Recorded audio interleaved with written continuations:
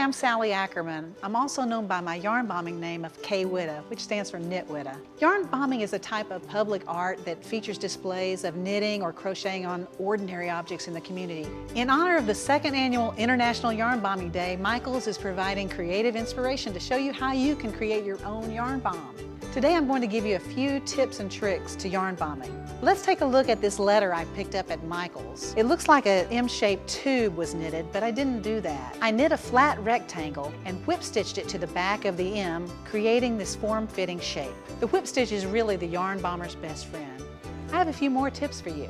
To find materials to yarn bomb with, you can just look around your house. All knitters and crocheters have what I like to call UFOs, which is unfinished objects, like this sleeve. And you can take a sleeve that you're never going to finish that sweater, and you know it, and put it around a stool, for instance, or a vase, or whatever you have around the house that you would like to yarn bomb.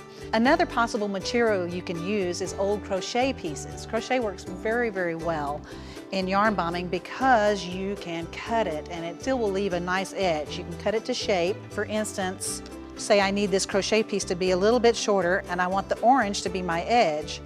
I'm just going to cut into the pink ahead of the orange and cut along until I get to the end, and then you can just frog out all those fibers and you will have a nice finished edge there to use in your yarn bombing. I use the word frog it out. A lot of knitters and crocheters use that word because of rip it, to rip it out. So we call it frog.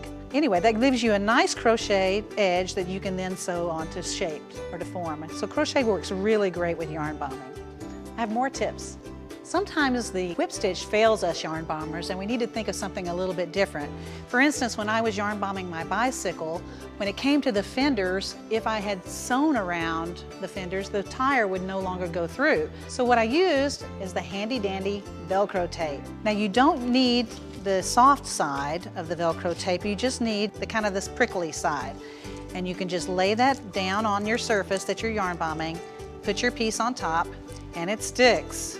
No worries. Another tip for yarn bombing, something large or tall and thin. For instance, you're yarn bombing the lamppost in front of your house, and you can wrap your piece around your lamppost and use your knitting needles as straight pins, and they will give you a nice clean edge to sew, and you'll end up even. Anyone can create their own yarn bomb using these techniques, even if you don't know how to knit or crochet. Simply find an old Afghan or another knitted item that's no longer used and you're set. We would love to see what you create on Michael's Facebook page.